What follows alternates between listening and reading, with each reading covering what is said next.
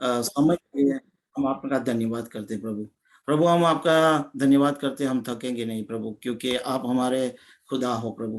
प्रभु इस वक़्त हम आपके चरणों में आते हैं और मैं अपने आप को, पूरी कलीसिया को प्रभु, हमारे जो भी घर में बैठे हैं प्रभु, बुजुर्ग, बालक बालक सबको आपके चरणों में लाता हूँ कि प्रभु आज का जो वचन है प्रभु, ये वचन को हम आज ग्रहण कर सके प्रभु। हमारे मन हृदय को खोलिए प्रभु, कि हम इस वचन को जान सके, इस वचन को हम खा सके, हमारे आत्मिक खुराक बना सके और हम ज़्यादा से ज़्यादा मजबूत बन सके प्रभु। सारा आगे का समय हम आपके हाथों में देते थे। आपके पवित्र आत्मा को हम इनवाइट करते हैं कि मैं नहीं पढ़ा, मेरा आपका पवित्र आत्मा मेरे अंदर से बात करे प्रभु।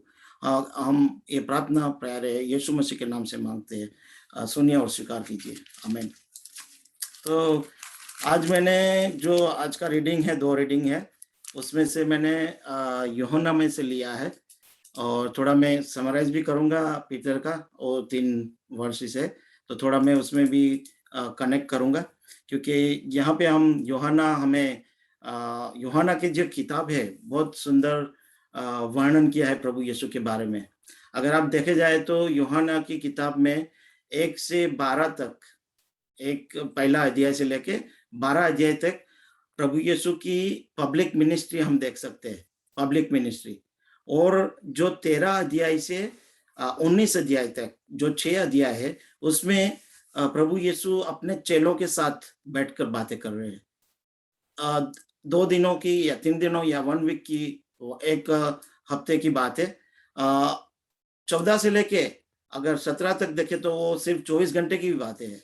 तो इस 14 अध्याय को, इस 4 वचन को समझने के लिए हमें थोड़ा 13 अध्याय में भी देखना पड़ेगा कि 13 अध्याय में क्या हो रहा है, क्या हुआ। तो जो 14 अध्याय का जो पहला वचन है कि तुम्हारा मन व्याकुल ना हो, परमेश्वर पर विश्वास रखो और मुझ पर भी विश्वास रखो। ये प्रभु क्यों कह रहा है अपने चेलों के साथ? यहाँ 11 चेले हैं, सिर्फ एक चेला भाग गया है।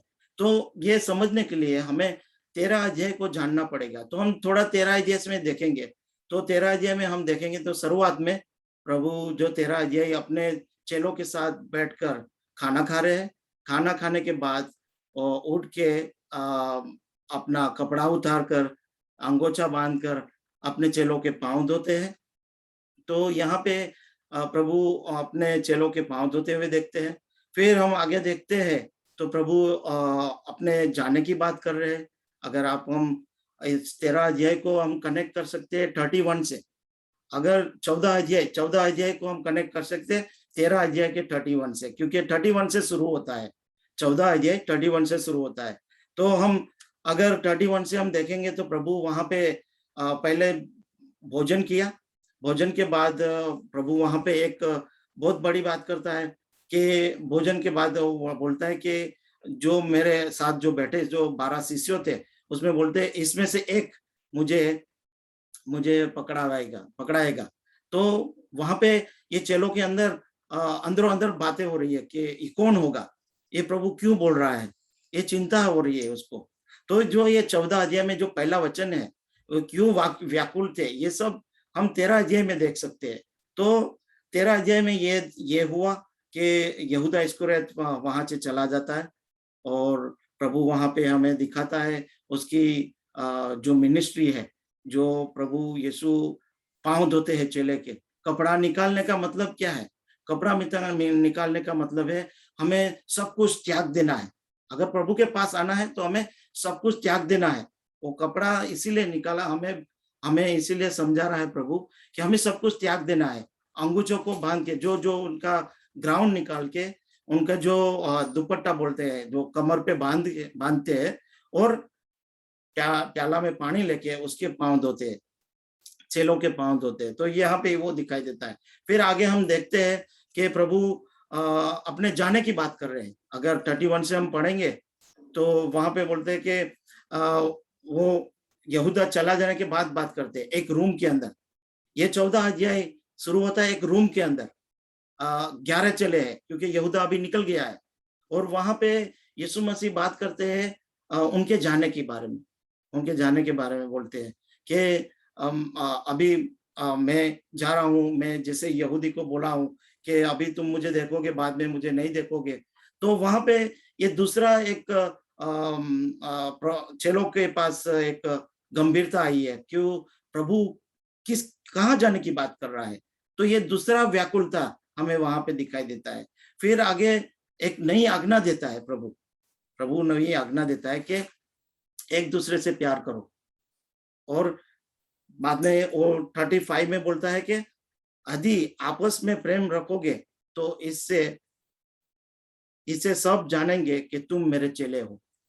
तो यहाँ पे चेले के साथ बैठ के बात कर रहे हैं, प्रभु शिष्यों के साथ बात कर रहे हैं। और वहां पे एक नई आज्ञा दी। क्या आज्ञा क्या थी? एक दूसरे से प्यार करने का।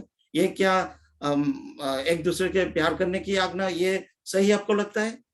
नहीं, इसमें प्रभु खुद को अपने आप को प्यार दिखा रहा है। जैसे उन प्रभु ने इन चेलों का पांव धोए, तो वैसे प्रभु मसीह का, यीशु मसीह का हमें प्यार वहां दिखता है कि हमें, अगर हम क्रिश्चियन है, हम मसीह है, तो हमें यीशु जैसा प्यार करना है। जैसे यीशु ने प्यार किया वैसे वो नई आज्ञा वो है कि जैसे यीशु ने प्यार किया वैसे हमें प्यार करना है। तो वहां पे वो हम देखते हैं, वहां पे एक बहुत मेरे को एक वचन बहुत अच्छा लगता है कि वहां पे यीशु मसीह के जिंदगी के बारे में, यीशु मसीह के और क्रिश्चियन जीवन क्या है, मसीह जीवन क्या है। मसीह जीवन एक अगर हम देखा जाए तो अगर हम मसीह है, हम क्रिश्चियन है, हम यीशु के पीछे चलते हैं, तो हमें ओबेडियंस रहना है, हमें अज्ञानता में रहना है, हमें आज्ञा का पालन करना है। तो ये मसीह जीवन है। तो हमें मेरे को एक वचन बहुत अच्छा लगता है कि जब प्रभु यीशु मसीह जब बपतिस्मा लेने आते हैं, तो वहां पे मरकुस में हम पढ़ेंगे, मरकुस 1 और 11 में पढ़ेंगे। मरकुस 1 और 11 में मैं पढ़ूंगा। और यह आकाशवाणी हुई कि तू मेरा प्रिय पुत्र है, तुमसे मैं प्रसन्न हूं। तो यहाँ पे क्या हुआ? यहाँ पे क्या हुआ? तो पिता परमेश्वर यीशु को बोल रहा है, ये मेरा प्रिय पुत्र है और मैं तुमसे प्रसन्न हूं। ऐसी क्या चीज हुई कि प्रभु परमेश्वर यीशु को ये बोल रहा है कि मेरा प्रिय पुत्र है और मैं तुमसे प्रसन्न हूं? तो यहाँ पे हम देख सकते हैं यीशु जो मैंने बताया कि हमारी मसीह जीवन कैसा होना चाहिए, वो ओबेडियंस, आज्ञा का पालन किया उसने। यीशु जब बपतिस्मा लेने गया था तब कितने साल का था? तकरीबन 30 साल का था। 30 साल का था। 30 साल से पहले यीशु यरूशलेम में रहता था। एवरी सैटरडे मंदिर जाता था, कलाम सुनता था। लेकिन जब तक प्रभु का, ईश्वर पिता का जब तक उसको आदेश नहीं आया, उसको बुलावा नहीं आया, तब तक उसने प्रचार नहीं किया। वो सब कुछ जानता था। पता नहीं मेरे जैसे कितने आते होंगे, क्या बोल के जाता होगा, यीशु बोलता होगा ये क्या बोल रहा है, हा? तो यीशु तो सब कुछ जानता था, लेकिन वहां पे हम ओबेडियंस देखते हैं। तो मसीह जीवन में भी ये हमारा ओबेडियंस होना चाहिए। 30 साल प्रभु यीशु ने वहां पे सबको झेला, लेकिन वो नहीं बोला, कुछ भी नहीं बोला, क्योंकि वो आज्ञाकारी था। उसने अपने माता पिता का भी आज्ञाकारी है। देखो, हम 12 साल का था तब यीशु को देखा, चर्च में, मंदिर में देखा। उसके बाद कोई वर्णन नहीं है। लेकिन हम बहुत लोग ऐसे बोलते हैं कि वो इंडिया गया था, इधर चला गया था, लेकिन किसी का सुनना नहीं। बाइबल हमें क्लियर दिखाती है कि वो यरूशलेम में था, इजराइल में ही था, क्योंकि प्रभु ने इजराइल के लिए उसको पसंद किया था। कैसे पता चलेगा कि वो इजराइल में था? जहां भी जाता था वहां उसको जाना जाता था, ये यूसुफ सुथार का बेटा है। तो यीशु सुथार का काम करता था, कारपेंटर का काम करता था, इसीलिए उसको कारपेंटर का बेटा बोलते थे। तो वो जब भी उसको 12 साल से 30 साल तक उसने वहां ही रहा। और ये मैं बहने कहने का मतलब क्या है कि ओबेडियंस, उसने आज्ञा, पिता की आज्ञा मानी और वो कुछ भी नहीं बोला। लेकिन 30 साल के बाद हम देखते हैं प्रभु बपतिस्म लेते हैं और अपनी मिनिस्ट्री शुरू करते हैं। और यहाँ पे हम देखते हैं कि वो चेले चेले थे, तो हम चेले कैसे बन सकते हैं? हम चेले कैसे बन सकते हैं? प्रभु का चेला बनना है तो मैं क्या, तो यहाँ पे हम यूहन्ना 8 और 31 में देखेंगे, यूहन्ना 8 और 31 में कि यहाँ पे प्रभु क्या कहता है। 8 और 31। तब यीशु ने उन यहूदियों से जिन्होंने उस पर विश्वास किया था कहा, यदि तुम मेरे वचन में बने रहोगे तो तुम सचमुच मेरे चेले ठहरेगी। तो चेले हम कैसे बन सकते हैं? अगर हम प्रभु के वचन में रहेंगे, तो अगर हम ओबेडियंस, हम आज्ञाकारी रहेंगे तो हम प्रभु के चेले बन सकते हैं। तो यहाँ पे ये मैं क्यों बता रहा हूँ कि ये चेले, जो चेले उनके साथ है, वो चेले व्याकुल हो गए या उनके अंदर डर आ गया है। तो इसलिए मैं आपको बता रहा हूँ कि क्यों चेले ऐसे व्याकुल हो गए, और अगर हमारे जीवन में देखने जाए तो हम कैसे चेले बन सकते हैं। तो अगर हम प्रभु के वचन में रहेंगे, प्रभु के वचन के अंदर रहेंगे और मसीह के अंदर हम कायम रहेंगे, तो हम उसके चेले बन सकते हैं। तो आगे हम देखेंगे कि ऐसे ही हमने अगर प्रभु यीशु को हम देखा कि वो 30 साल तक चुपचाप रहा, अगर हमारे जीवन में ऐसा होता, एक वचन आपको बोलने को दिया जाता, तो क्या करते हम क्या करते? हम चुपचाप रहते? नहीं, बोलने के लिए हम खुद का मारने लगते हैं ना, उछलने लगते हैं।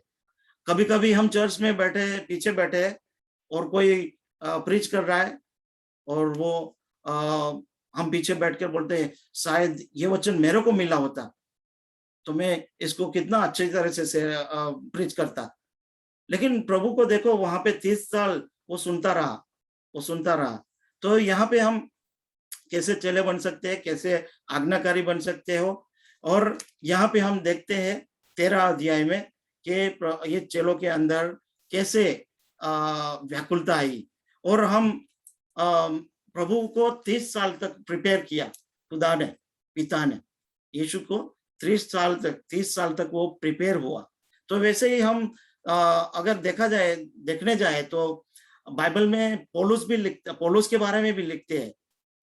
जब पौलुस के जो परमेश्वर के साथ एनकाउंटर हुआ, और वो फिर वो उसकी आंखें चली गई थी, वो अंधापा आ गया था, फिर अनन्या जाके उसके लिए प्रार्थना करता है, और उसकी आंखों के ऊपर से वो सब निकलता है और पढ़ निकलते हैं, और फिर वो देखने लगा, और देख के उसने सीधा क्या किया?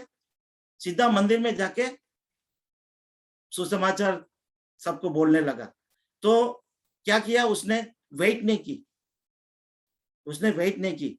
वैसे ही हम लोग भी कभी कभी हमें ऐसे कुछ होता है तो हम भी ऐसे उतावले होते हैं, और हम प्रभु की वेट नहीं करते, हमें तैयार नहीं होते, हम प्रिपेयर नहीं करते, और हम रेडी हो जाते हैं और प्रभु का सुसमाचार दें, और प्रभु का कोई बुलावा नहीं है हमें। तो यहाँ पे हम पौलुस की जीवन में भी देख सकते हैं कि पौलुस भी बस उसको प्रार्थना की, और देखने लगा, उसने बपतिस्म लिया और प्रचार शुरू कर दिया।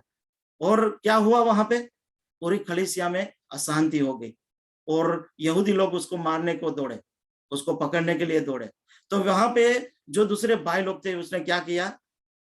पौलुस को एक पतीले में, छोटे से पतीले में बिठाकर ऊपर से पीछे से बारी में से निकालकर उसको दूर भेज दिया। क्यों? क्योंकि प्रभु ने उसको बुलावा नहीं था उसका। तो 7-8 साल पौलुस का कोई पता नहीं था, 8 साल तक पौलुस का कोई पता नहीं था। 8 साल क्या किया उसने? 8 साल प्रभु ने उसको प्रिपेयर किया, उसको तैयार किया, और बाद में वो आप देख सकते हो कि प्रेरितों की कृतियों में हम देख सकते हैं कि उसने कैसे काम किया, कैसे प्रभु का वचन दिया सबको। और हम बाइबल में भी देख सकते हैं 70% पौलुस ने लिखा हुआ है। तो वैसे ही एक और भी उदाहरण है मूसा के बारे में, कि मूसा को भी प्रभु ने 40 साल तक उसको उसके ससुर के वहां वो जो सीप है, जो भेड़े है, भेड़े चराने के लिए प्रभु ने वहां पे रखा। क्यों? क्योंकि उसके बाद उसको कितने लाखों लोगों को चरवा बनाना था। कितने लाखों जो यहूदी लोग थे, जो इजरायली लोग, तो उसको उनको चरवा बनाना था, उसका पास्टर बनाना था। तो मूसा की कहानी में भी हम देखते हैं कि मूसा ने भी 40 साल तक प्रभु ने प्रिपेयर किया। तो हमारे जीवन में भी आजकल हम देखते हैं कि मैं अपनी बात भी करता हूं कि हम लोग प्रिपेयर नहीं होते, हम लोग प्रिपेयर नहीं करते, हम लोग वेट नहीं करते।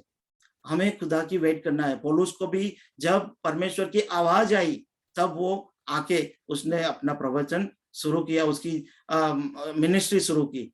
तो जैसे मूसा को भी प्रभु ने बुलाया गया, तो 40 साल के बाद प्रभु ने बुलाया गया कि जाओ अभी तुम अपने लोगों को छुड़ा के लेके आओ। तब वो कितने लाखों लोग थे, पता नहीं 50-60 लाख लोग थे, या उनको निकाल के लाया, उनका चरवा बना, उनका पास्टर बना। तो वैसे ही हमें भी हमारे जीवन में प्रभु की आवाज सुननी है। प्रभु हमें क्या बता रहा है, हमें क्या बोल रहा है, उसकी आवाज सुननी है। यहाँ पे देखते हैं हम चेले को व्याकुल हो गए, घबरा गए, डर गए। तो हम देखते हैं वो 14 अध्याय में, अभी देखो हमने 3 बातें देखी। चेले जो रूम में बैठे हैं, 11 चेले और प्रभु बैठे हैं, उसमें हमने क्या देखा? एक तो देखा कि यहूदा इस्करियोत उनको छोड़ के चला गया। फिर प्रभु बोलता है कि मैं जा रहा हूं, तो ये भी एक शॉकिंग न्यूज है। बाद में तीसरा बोलता है कि पीतर को कि तुम मुझे नकार करोगे, और पीतर बोलता है कि नहीं, मैं क्या नकार, मैं तो आपके पीछे आऊंगा और मैं तो आपके लिए जान दूंगा। तो वहां पे पीटर रेडी नहीं था। ये पीटर जिसको प्रभु ने सिमोन से पीटर नाम दिया है, पीटर का मतलब है रॉक। तो ये पीटर वहां पे, पीटर को जब प्रभु ने बोला कि मैं जा रहा हूं, वहां पे तुम आ नहीं सकते हो, तब पीटर को बोल देना चाहिए था आमीन, आमीन बोल देना चाहिए। और लेकिन वहां पीटर क्या बोलता है कि नहीं, मैं तो आपके लिए जान दूंगा, आपके पीछे आऊंगा। तो पीटर की कहानी भी हम देखते हैं, पीटर को भी परमेश्वर ने 3.5 साल प्रिपेयर किया। बाद में हम देखते हैं प्रेरितों के कृत्यों में, एक साथ खड़े होके पवित्र आत्मा से भरपूर होके जब प्रार्थना करता है, तो कितने लोग? 3000 लोग प्रभु में आ गए। तो यहाँ पे चेले हैं, जो शिष्य है, उनकी परिस्थिति क्या है? प्रभु छोड़ के जा रहा है, कोई पकड़ाने वाला है, और पीटर नकार करने वाला है। जब भी पीटर नकार करने का, प्रभु ने बोला कि तुम नकार करोगे, 3 बार मुर्गा बोलेगा, उसके बाद तुम मुझे 3 बार नकार करोगे, सुबह मुर्गा बोलने से पहले। तो पीटर क्या, हम अगर कहानी में देखें तो पीटर कहीं भी जाता होगा, अगर कहीं भी मुर्गा बोलता होगा, मुर्गा बांग देता होगा, तो पीटर कितना रोता होगा, पीटर कितना, क्योंकि पीटर ही जान सकता है मुर्गा के बांग की आवाज को, पीतर ही जान सकता है। हमारे जीवन में भी हमें देखना ही है कि हमें तैयार होना है, हमें प्रिपेयर होना है, और हमें कैसे प्रभु की आज्ञा में चलना है, प्रभु के साथ रहना है। प्रभु के चेले कैसे बन सकते हैं? अगर हमें उसके वचन में और प्रभु यीशु के साथ रहेंगे तो हम उसके चेले बन सकते हैं। अभी हम 14 अध्याय में जाएंगे और हम उसमें आगे बात करेंगे। तो 14 अध्याय का जो पहला, जो आपको समझ में आ गया कि ये जो प्रभु अभी जो पहले वचन में बात कर रहा है, क्यों चेले वहां पे गंभीर हो गए, इतना गंभीर उस रूम में क्यों हो गए, सब खामोश क्यों हो गए, सबका आनंद क्यों चला गया है, सबकी शांति क्यों चली गई है? आपको अभी पता चला कि क्यों ऐसा हुआ। तो यहाँ पे हम देखते हैं पहला वचन, प्रभु कहते हैं तुम्हारा मन व्याकुल न हो, परमेश्वर पर विश्वास रखो और मुझ पर भी विश्वास रखो। देखो कितना अच्छा हमें रिस्पॉन्स मिल रहा है, क्योंकि परमेश्वर पर भी विश्वास रखो और मुझ पर भी विश्वास रखो। यहाँ पे यीशु परमेश्वर के साथ तुलना दिखा रहा है। परमेश्वर और यीशु दोनों एक ही है, दोनों अलग अलग है, लेकिन वो दोनों एक है। जैसे हम परमेश्वर पे विश्वास रखना है, वैसे यीशु पे भी विश्वास रखना है। और यीशु ने क्या कहा कि जो मुझ में विश्वास रखते हैं और मेरे वचनों में रहते हैं, वो मेरे चेले हैं। तो ये चेले व्याकुल थे, डरे हुए थे। तो यहाँ पे प्रभु उनको आश्वासन दे रहा है, आश्वासन दे रहा है और कह रहा है कि तुम्हारा मन व्याकुल ना हो, परमेश्वर पर विश्वास रखो और मुझ पर भी विश्वास रखो।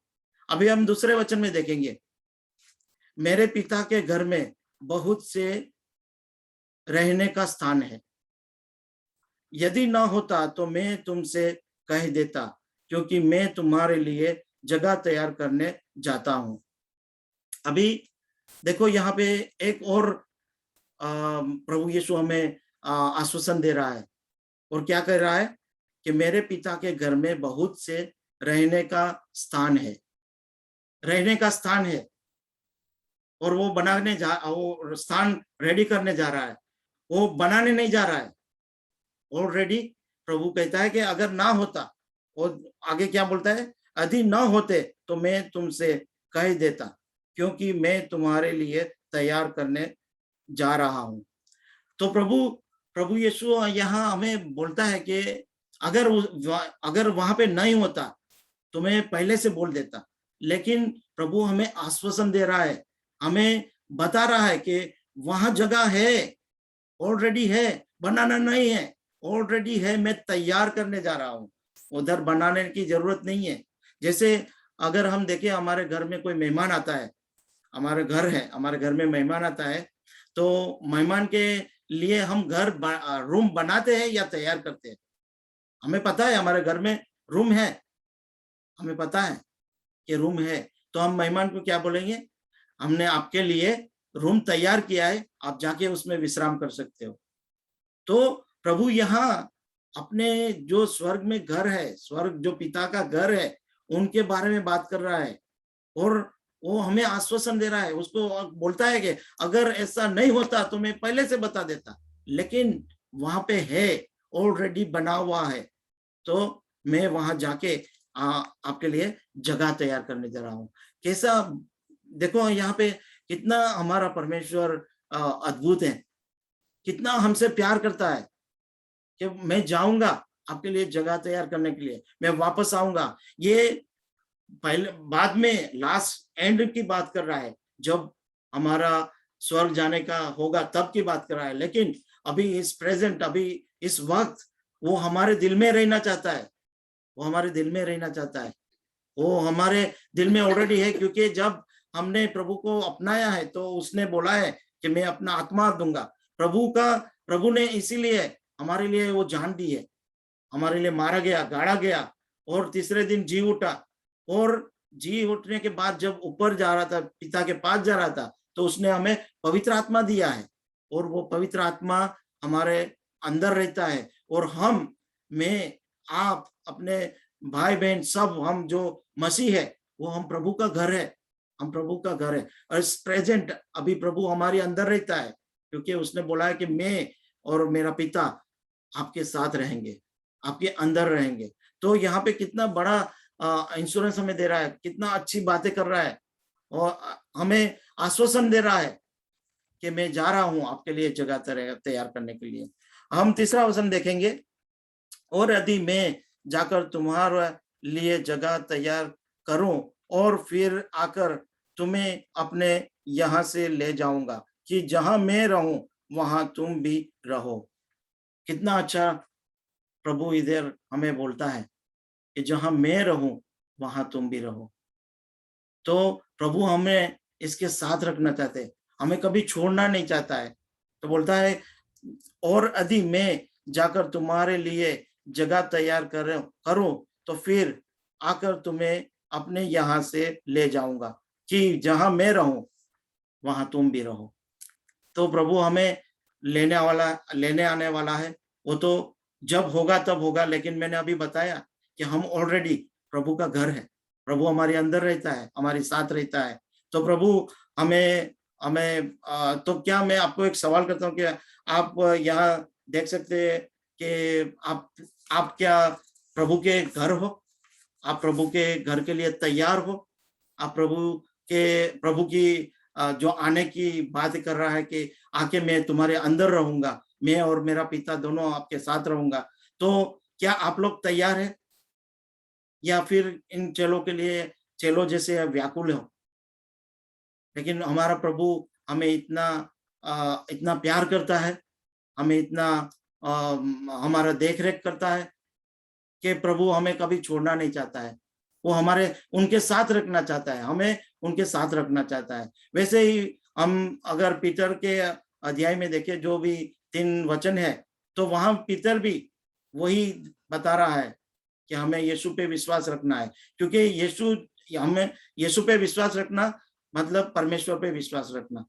तो जो पीतर पहले रेडी नहीं था, जब पीतर को बुलाया गया, पीतर को बोला गया कि तुम मेरे पीछे नहीं आ सकता हो, जब पीतर रेडी नहीं था, उसके बाद हम देखते हैं प्रेरितों के कृत्य में, हम दूसरे अध्याय में देखते हैं, तो पीतर खड़ा होके प्रार्थना करता है, वो रेडी हो, क्योंकि वो प्रिपेयर नहीं था।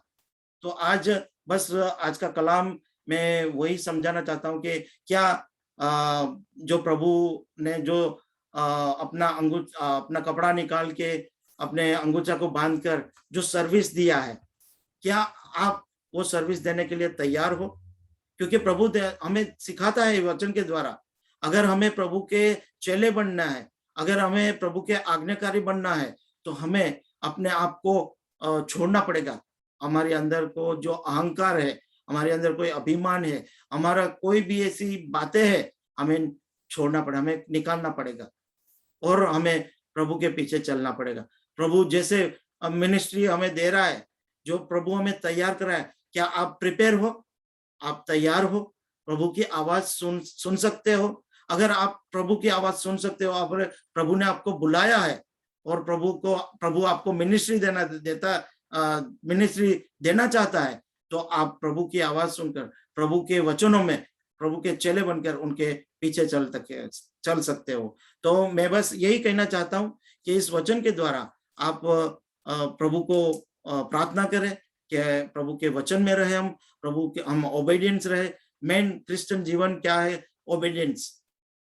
मसीह जीवन ओबीडियंस है, और ओबीडियंस हमारे अंदर है, आज्ञाकारी है हमारे अंदर, तो हम प्रभु के चेले हैं।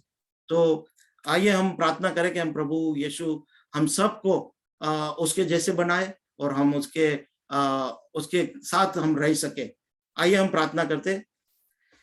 परमेश्वर, हम आपका धन्यवाद करते हैं प्रभु, हम इस वक्त इस वचन के लिए आपका धन्यवाद करते हैं प्रभु, कि इस वचन के द्वारा प्रभु हमारे मन हृदय को खोलिए प्रभु, कि हम इस वचन को हमारे अंदर उतार सके प्रभु, और हम हमारे अंदर से सब कुछ खाली कर दे प्रभु, और हम आपके हाथों में सौंप दे प्रभु हमारे जीवन को, हमारे कलीसिया को, हमारे आसपास के लोगों को प्रभु हम आपके हाथों में देते प्रभु, कि प्रभु हम आपके बेटे और बेटी बन सके प्रभु, और आपकी जो मिनिस्ट्री है प्रभु, इस मिनिस्ट्री के लिए जैसे प्रभु मूसा को तैयार किया प्रभु, जैसे पौल को तैयार किए, जैसे प्रभु खुद आप 30 साल प्रभु वेट की और प्रिपरेशन किया प्रभु, वैसे हमें प्रभु समझ शक्ति दीजिए, हमने प्रभु हमें ज्ञान दीजिए, नॉलेज दीजिए, विजडम दीजिए, कि हम तैयार हो सके प्रभु, और हम आपके नाम को ऊंचा उठा सके प्रभु। प्रभु ये सारे वचनों को प्रभु हम लेके जाए प्रभु, और हमें इस वचनों के ऊपर हम चले प्रभु, और इस वचन के द्वारा हमारा जीवन परिवर्तन था, ऐसे हम प्रार्थना करते प्रभु। सबको प्रभु आपके लहू में मैं छुपाता हूँ, और ये प्रार्थना हमारे प्यारे यीशु के और हमारे उद्धारकर्ता प्रभु यीशु के नाम से मांगता हूँ, सुनिए और स्वीकार कीजिए। आमीन, आमीन। थैंक यू अंकल, बहुत अच्छा वचन था। और